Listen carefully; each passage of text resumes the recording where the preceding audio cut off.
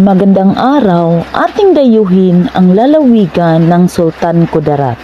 Ang Sultan Kudarat ay isang lalawigan sa Pilipinas na matatagpuan sa rehiyong Soc-Sargen sa Mindanao.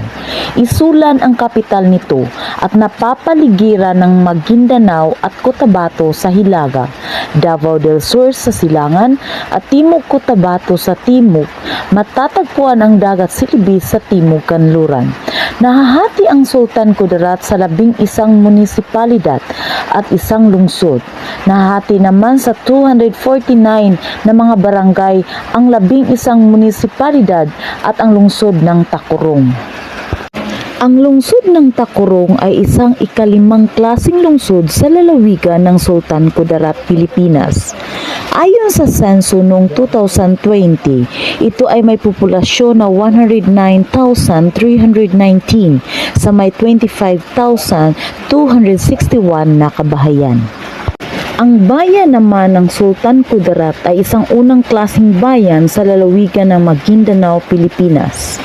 Ayon sa senso ng 2020, ito ay may populasyon na 105,121 sa may 17,437 na kabahayan.